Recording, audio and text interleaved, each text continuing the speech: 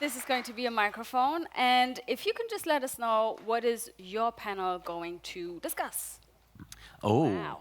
What's our panel going to discuss? Well, the title is PROs, CMOs, and IMEs. There's a prize for anyone who knows what all three of those stand for. Oh my God, what's the price? Does anyone? I haven't figured that out yet. This bottle of water. So yes, we're here to talk about what I call collecting societies, which are the usually not-for-profit organizations that license all sorts of uses of music and collect money for songwriters and music publishers. I call them collecting societies. Collecting societies don't like being called collecting societies, so sometimes they call themselves PROs, performing rights organizations. It's a bit of an American term, we don't like that.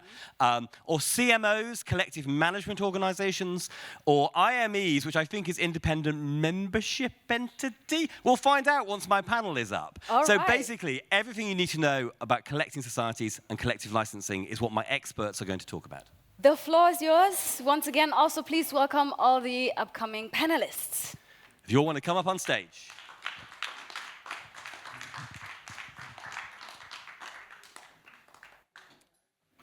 So while they take their seats, I will introduce myself, and then I'll get them to introduce themselves. My name is Chris Cooke. I run a company in the UK called CMU.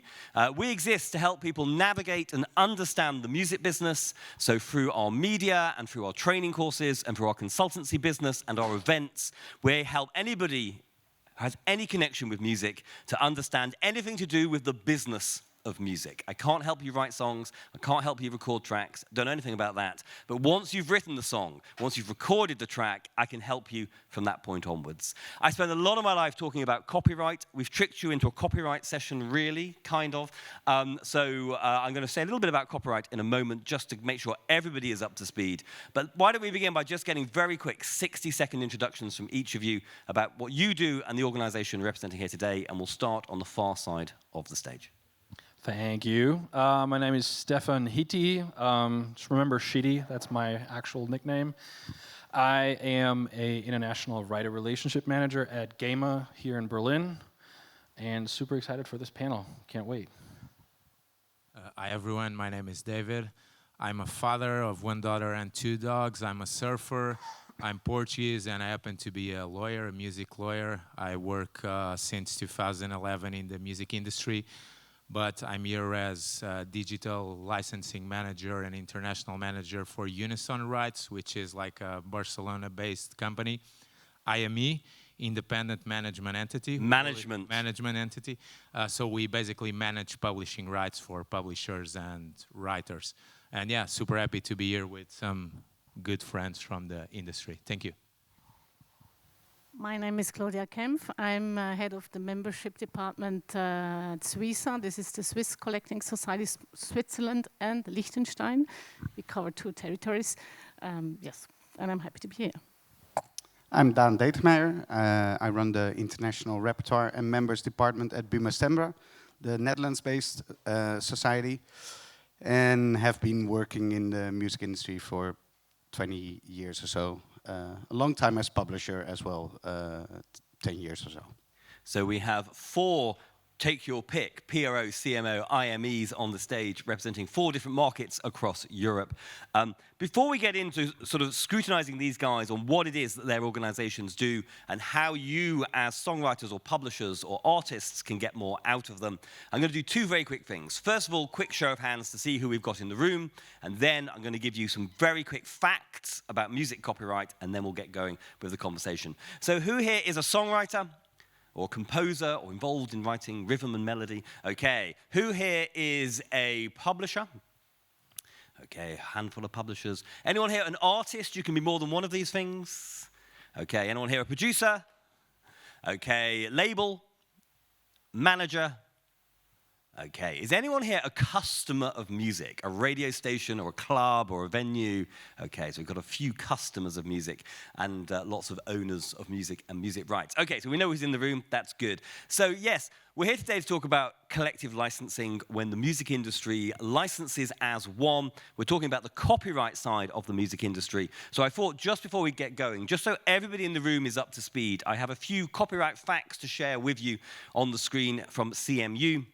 So first things first, when we talk about music copyright, I'm sure you all know this, music copyright fact number one is when we talk about music copyright, we're actually talking about two different kinds of copyright, two different sets of music rights. What I call the song rights and the recording rights. The copyright in songs, any combination of rhythm, melody, and lyrics, I'm calling that the copyright in songs. And then the recording, when we record a version of a song. And as far as copyright law is concerned, these are two different things. So it's really important to remember that. In terms of terminology, we often call the song rights the publishing rights. So when we say publishing rights, we just mean the song rights. Here in continental Europe, we sometimes talk about author rights. When we talk about author rights in the context of music, we mean the song rights. Then on the other side of the screen, the recording rights, we sometimes refer to those as the master rights or the masters. And in parts of continental Europe, we refer to those as the neighboring rights. It's a useless term. It has multiple definitions. I wish everyone would stop using it. But under French copyright law, the neighboring rights is another way of talking about the recording rights. Today, we are focusing predominantly on the song rights. The four organizations here on stage, they are representing songwriters and music publishers in monetizing the song rights. In terms of what happens within the music industry, because copyright law treats songs and recordings separately, so does the music industry. So we have two strands of the music industry, both involved in copyright. What I call the music publishing sector, which is all about songwriters and songs, and the record industry, which is all about recordings, artists, and labels. And in most countries, when it comes to collective licensing, there will be one organization working for artists and labels on the recording side, and another organization working for songwriters and publishers on the song side. In some countries, there are multiple organizations doing recordings and multiple organizations doing songs. But again, remember, today we're focusing on the left-hand side of the screen, the song rights and their societies. Just a couple of other quick terminology points before we get into the conversation. Copyright is all about control. Copyright is a legal concept that exists in most countries around the world that gives creative people, so that's most of you, control over the outputs of your creativity. It gives you control in a number of different ways. So as a copyright owner, you have control over the reproduction, distribution, rental, adaptation, performance, communication, and making available. I see that as a subset of communication because otherwise it ruins the symmetry of my slides. These are all the different ways, as a copyright owner, you have control over your songs and your recordings. In the music industry, we quite often refer to the reproduction and distribution controls as the mechanical rights. We may use that term here today, so just so we're clear on what the mechanical rights are. It's a 19th century term relating to pianos that play themselves that somehow we're still using in 2024 to refer to the reproduction and distribution elements of the copyright.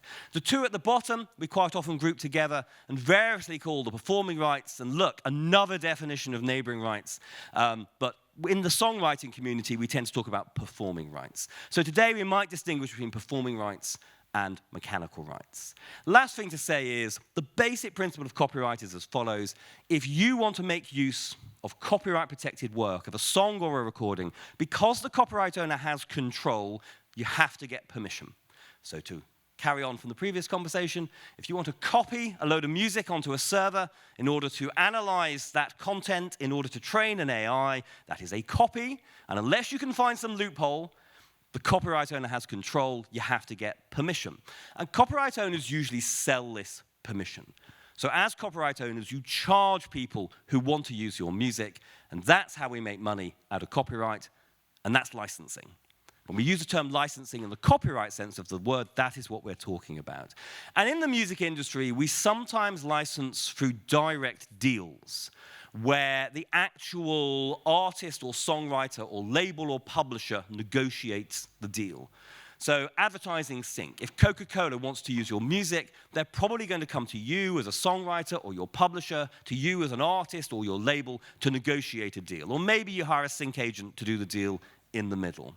But in many scenarios, particularly when it comes to the song rights, the music industry employs collective licensing. The industry basically licenses as one.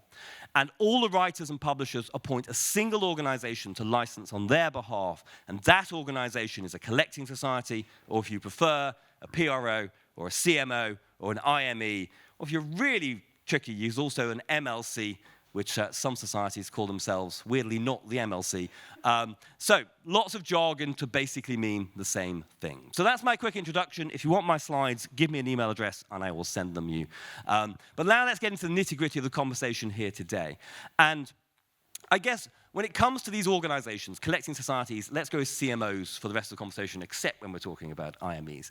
When we're talking about CMOs, the most obvious thing that CMOs do is they gather all the rights of their members, they issue licenses to users of music, and they collect money from those licensees, and then they distribute that money to the songwriters and the publishers. So why don't we just start at this end of the stage? I mean, in terms of the different scenarios in which you're issuing the license and generating money, when I get that report that an organization called CISAC publishes every autumn that has little pie charts of all the different ways that you guys are generating income, there's lots of tiny little slices, which I don't really understand what they are, but there's some big slices of what is bringing in the serious money. So maybe just quickly talk us through, in terms of when you're issuing licenses and collecting money, what are the big revenue generators for you and the members that you're representing? I think currently for most modern songwriters, online digital rights are the largest part. I think with most new songwriters, it's more than 50% of revenue. And it depends on what type of music you make. If you're a media composer, it's a lot stronger on sync, on mechanical licenses. Live performances can be very big as well, but you have background music when music gets played in stores or in bars. Yeah, there's a lot of ways license, and some places that we are not able to license, but in general we're able to license everywhere where your music is used. I guess that's interesting, isn't it? Because there is that narrative that nobody makes any money out of streaming. And yet what you've just told us is that the biggest revenue generator for all the writers and publishers that make up the societies actually is streaming income. So it is now not a really just streaming, important revenue but stream. digital. Yes, so that would include Netflix, it would include downloads, it would include YouTube. Yeah. VOD, actually, Netflix and such are considered, in some territories, still considered TV, and in some it's digital. So that's a bit confusing as well. And I guess the key thing is, most of you will know this, but for those of you who are artists and songwriters, I guess when you're releasing music, if you're self-releasing, which most artists do initially, you probably find a distributor, like a TuneCore or an EBU Bands or CD Baby. You upload your tracks, it's streaming away, they're paying you money. But it's really important to realize that those distributors are not doing what you guys are doing. So there's a separate copyright, remember. So the distributor is only licensing the recording right. And then I guess if you are a member of one of your organizations, you are licensing your members' rights to all the different digital platforms. Yeah, exactly. I might move now into, so digital and then live and public performance. I guess those are two of the really big revenue streams. Are there any others? Maybe if we just move down on the line, are there any other big revenue streams that we should realize are flowing through these organizations? Well, for us, the broadcasting rights is a very important income still. It's the most important, and performing and online rights, yes. So by broadcast, that's both TV and radio? Yes. And I guess what was interesting over the last 5 years is during the pandemic, some of these revenue streams took a hit, and then some of them didn't. And I guess, obviously, the most obvious, live music, I mean, I imagine for most of you, disappeared for about a year. Yeah, but we expected all revenue to go down, but it was, at least in the Netherlands for Determeijer, it was quite well compensated with the revenue coming from digital, for example. So we expected a really big gap, but yeah, that didn't really happen in the end. But of course, live and performance and also background music in some cases got a big dip. So we've talked about the really big important revenue streams. So we've got live and public performance, background music, we've got digital, we've got broadcast. Are there things which you don't license? So are there scenarios where a songwriter's songs are being used, but actually you're not going to be doing the initial deal? Yeah, come in. Yeah, I'll go to that one, but I think that because the majority of the people here are like songwriters, and I imagine that there are like indie ones or DIY ones commenting on what you said about distribution companies. I think it's important that for you guys to understand, and I think we all stand in the same position here, that when you go to TuneCore or to DistroKid or to other companies, not naming any specific one, but they used to do only distribution. So the other part that Chris talked about, like the master rights, but nowadays you'll have like a tick in for publishing. And my advice there, if I can give you any, not as music lawyer, but with my Unison hat, is they are just publishing administration companies. They don't collect directly your rights. So every time you tick a box saying, okay, I want you to collect my publishing rights, instead of going directly with Buma, with Suiza, with Unison, or with Gamma, they will be using us to collect those rights. So what you are doing, it's centralizing something, but having an extra dip for that, another cut. So it's another middleman. I'm not saying that they are not good in what they do, but it's an extra cut that you'll have on your royalties. So I guess just to that point. So first of all, if you're just using a distributor and you're not ticking that box, the distributor is not collecting any of your song money, your publishing money. It's flowing through the collective licensing system. If you do tick that box, ask yourself, do I need that? Because Exactly. you guys are already issuing that license and collecting that money. Do they actually collect? Because maybe they become your publisher, but you're not represented as a writer still. So it's not always the case that they collect your money. There are cases where you automatically sign up with a CMO, but Absolutely. I couldn't let that pass, because Good tip. some people are just, but regarding what we don't collect, for instance, as an IME, but like what we don't collect, it's sync, for instance. We don't collect sync. Although there are some CMOs who include sync in some deals with the broadcasters for the news and some non-commercial stuff. As an IME, the difference between IMEs and CMOs, one of those, is that we don't collect, for instance, private copying. There are some rights, private copyright or cable retransmission right, that are mandatory collected by the CMOs. So we, IMEs, we cannot collect those rights. So I guess there's two things there. So first of all, you were going to, that said, when you see the pie chart of all the revenue streams, the sort of the really narrow ones, that would include the so-called private copy levy, which is usually these days coming from device manufacturers. We won't go into the private copy, we don't need to talk about that today. So most CMOs are collecting that, although we'll come back onto IMEs in a moment, but you are not. But I guess sync's the interesting one, isn't it? Because broadcast includes TV, and so we're synchronizing music and TV programs. So in that scenario, you are, in essence, licensing sync into TV. But I guess when it comes to things like movies and games and ads, that's where you're not necessarily getting so involved. Yes, you have showed us at the beginning the different kind of rights, and actually there are 3 types of rights.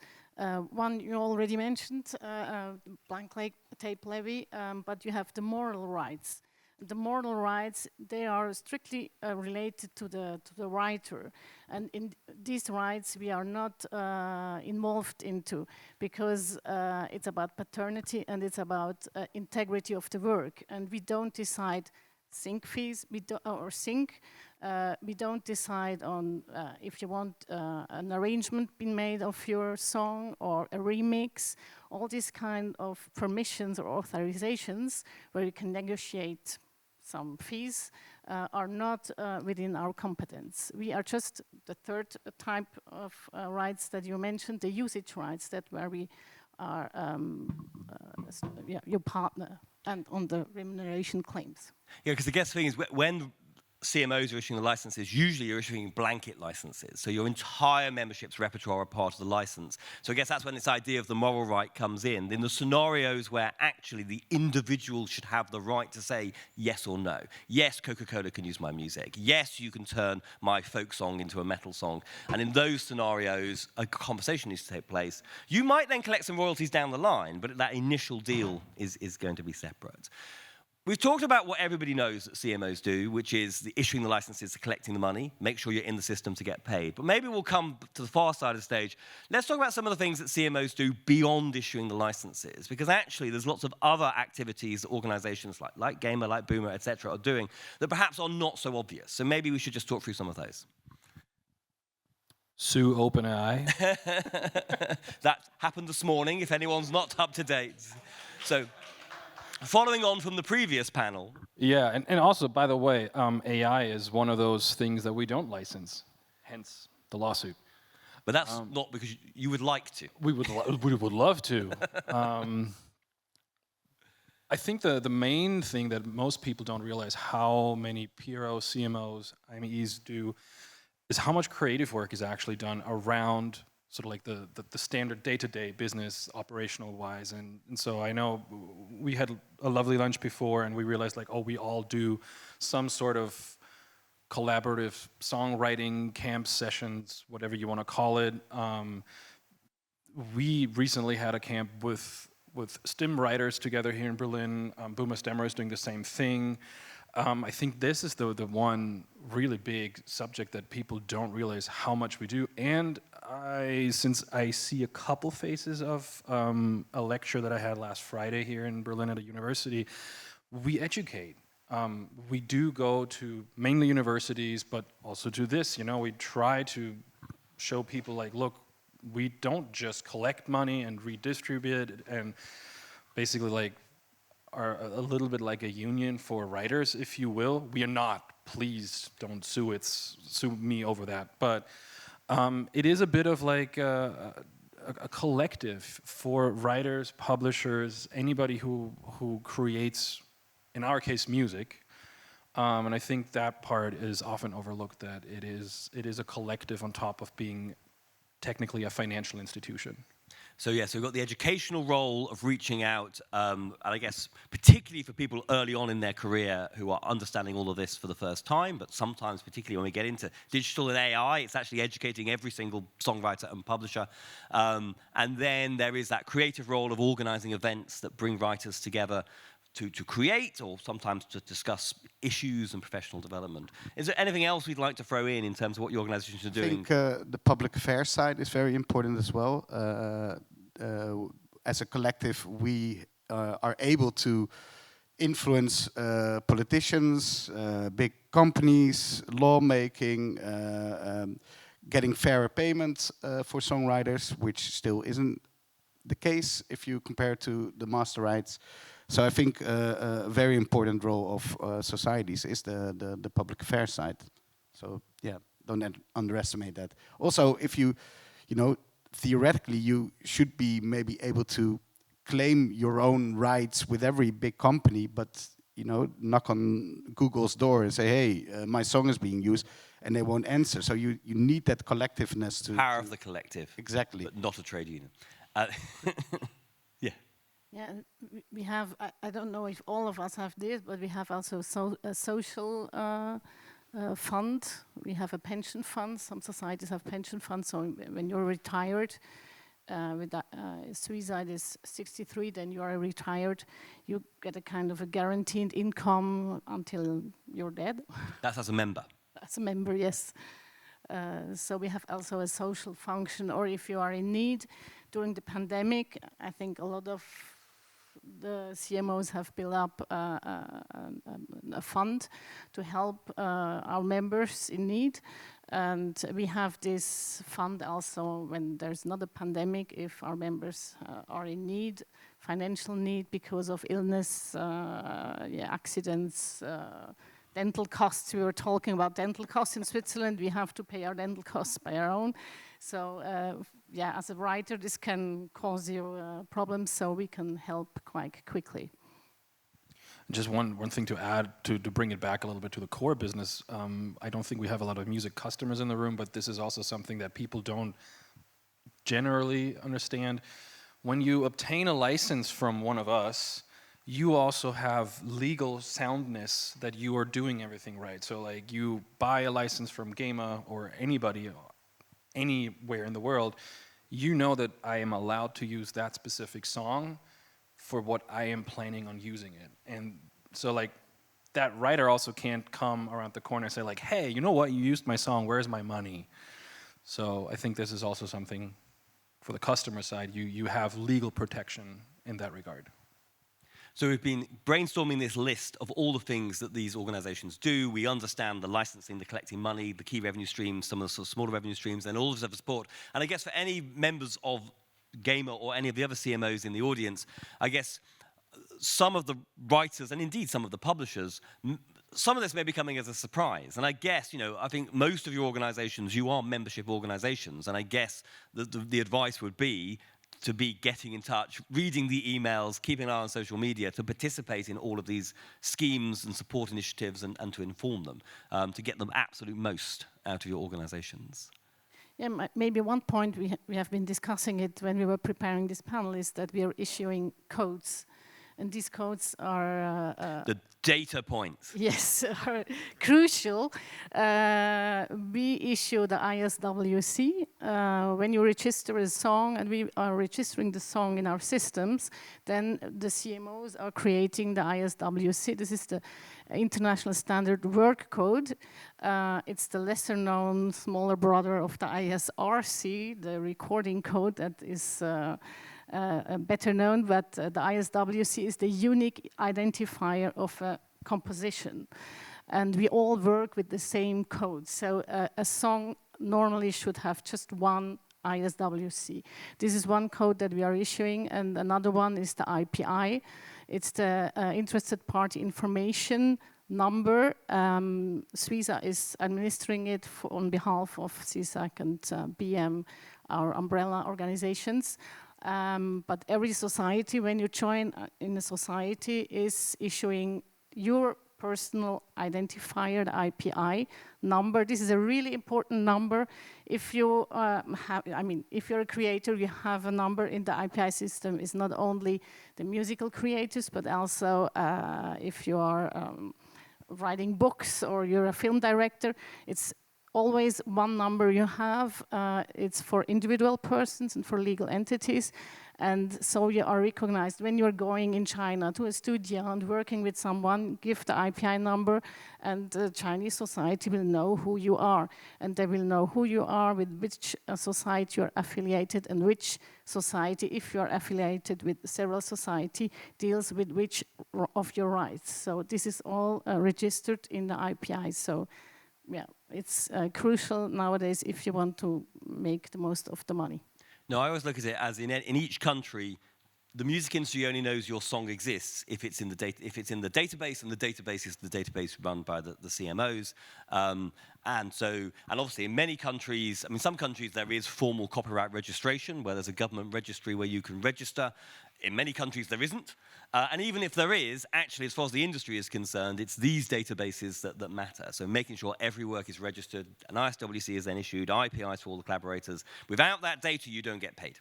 And I know lots of songwriters who don't get paid. That can't be stressed enough. Get your metadata in order as soon as possible. As soon as you have a song or a release, preferably before release, register it with the proper metadata, because there's a lot of things possible nowadays with machine learning and data, etc. But if you spell a name wrong and you don't have the IPI or whatever, systems get into conflict and the money doesn't know where to go, so to say. So just, you know, the most important thing as a songwriter to be doing register with a CMO or an IME and get your administration on order, just like any profession. And if you're not able to do it yourself, sign up with a publisher or get a manager who does it. But really, really important, get that metadata in order. Okay, so I think we've covered all the basics, what the societies are doing, the different revenue streams, the other support, the data. So maybe let's get into a bit of nitty-gritty about terminology and how things work and how things have changed. Let's come to this IME CMO question, which we've kind of alluded to at various points, because I guess in terms of PRO, CMO, in many ways they just mean the same thing. The Americans tend to talk about PROs, and in Europe we're more likely to talk about CMOs, whereas IME is something distinct. So maybe explain to us what that term is and why, therefore, Unison is a little bit different to the other three organizations here on the stage. I will be the most diplomatic as I can.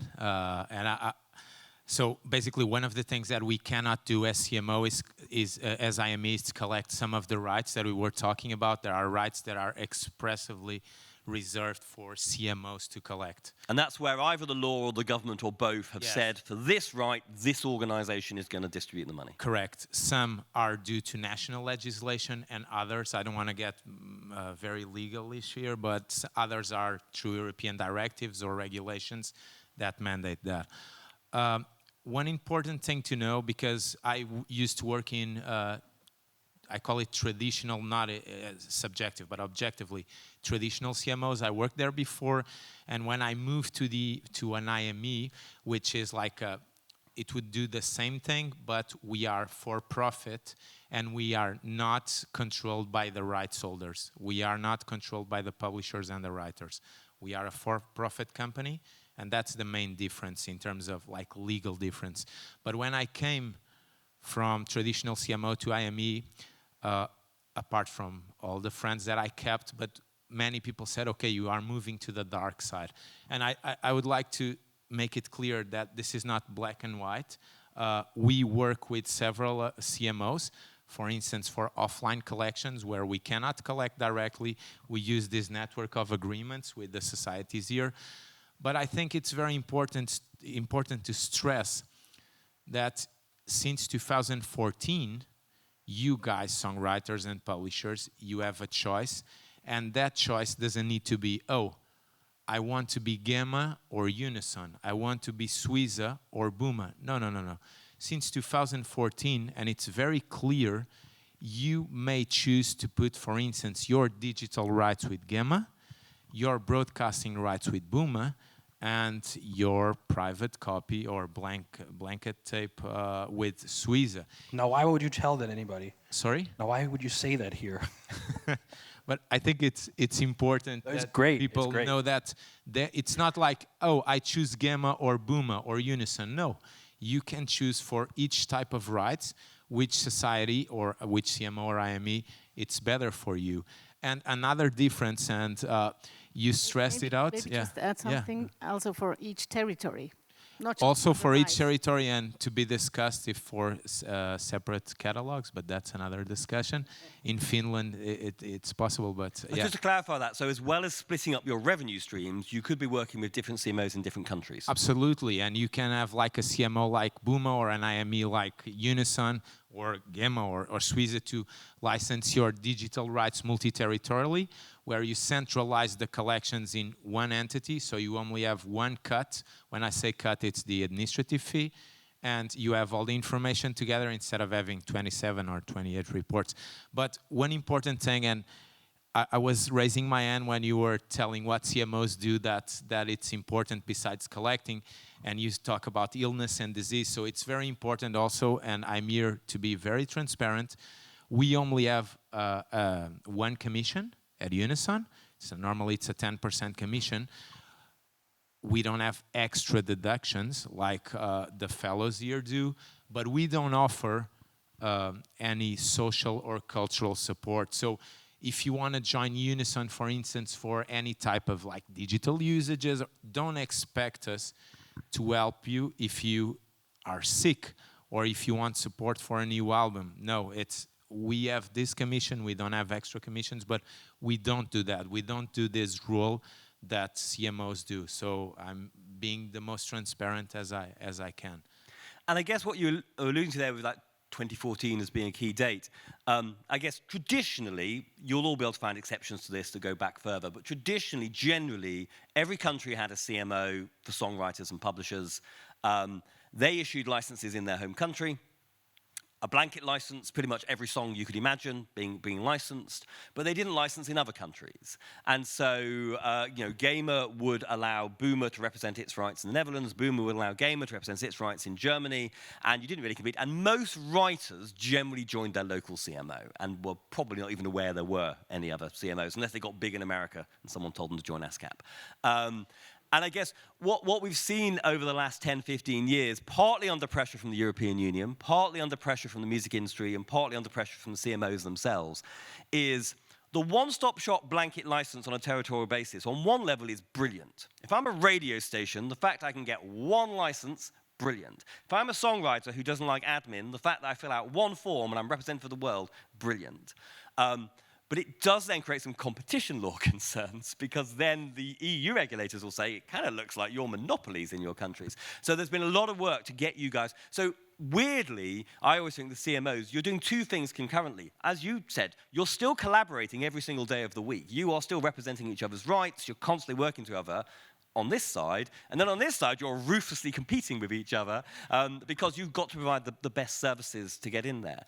And I guess in amongst all of that, then there was digital, wasn't there? And digital changed it. So you are now, particularly when it comes to the digital platforms, licensing beyond your borders. And maybe one of you could jump in and sort of explain how those multi-territory deals on the digital side are different to the traditional radio, TV, live performance deals. I mean, I think it basically comes down to that it's no longer territory-driven, but repertoire-driven. And it doesn't make sense if, you know, your music is used globally and it's online. You can easily make a deal from Amsterdam with a company in Japan, the same way as a company in Japan can do it nowadays digitally. And it's mostly for efficiency, for lowering of fees, of lessening the possibility of leakage, data transparency. There's a lot of reasons why it makes sense to do it, but at the same time, yeah, it does also cause competition, which makes us less monopolistic and more like a commercial company trying to improve our services and business as well. So it's tricky because we're dependent on each other, and we wouldn't be able to survive without each other. But at the same time, it also puts everyone on putting their best feet forward, so to say. And now it's only digital, but everything is data, and in the future it could also be live broadcast, everything, you know, because everything is data. So yeah.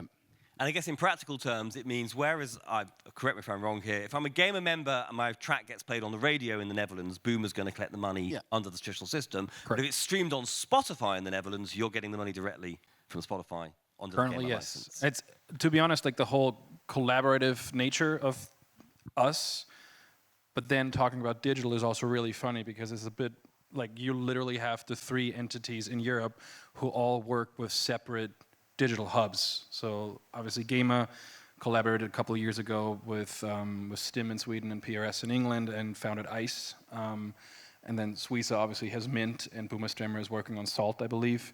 So it's kind of funny that like it's in a nutshell, it's being collaborative but still competing with each other, because we do work on digital solutions that each of us think may be more beneficial for the system that we're trying to build or have. So I guess when we so the big trend that's happened when it comes to digital, first of all, as CMOs, you're licensing multi-territory, whereas traditionally you only did in your home country. And then, yes, those licensing hubs, or whatever we want to call them, those organizations where a lot of CMOs collaborate on digital licensing, partly because the digital services don't like doing too many deals, and so if you can reduce the number of deals, the digital services are happy. Also, there's a huge amount of infrastructure you have to build around digital licensing, and why build it 6 times if you can build it once? But the competition is also good, you know, because like anything that has competition, you know, it's a different thing if, for example, CMOs or PROs or whatever have to negotiate with Spotify or Apple.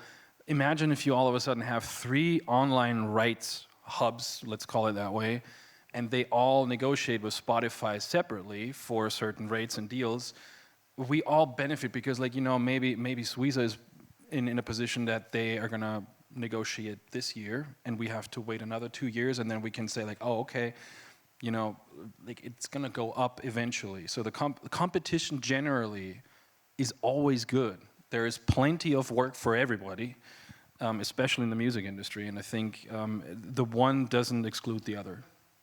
And I think competition is also good for the creators, because we have to improve our services to be, as you said already, more transparent, more efficient. We all try to make the most money for our members, so for the creators it can be a good thing that there is competition. I've got 2 last questions in our 6 minutes left, so we'll have to get some punchy answers to each of these. So I guess the first one, these may well be summarizing things you've already said, but I guess in terms of the people in the room who are writers and publishers who are members of one or more CMOs, how can they get more and the most out of their CMO, whether that's in terms of revenue or whether that's in terms of support or any combination? So let's start on the far side. Register your songs. The minute they come out, don't wait 3 months, 6 months, because then the money's gone.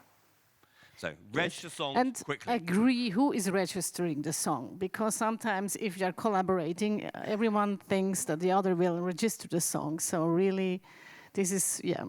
And especially if the writers Really? are members of different CMOs, coordinate how you're doing all of that as it's being logged. Anything else that we can be doing to get the most out, whether it's revenue or support?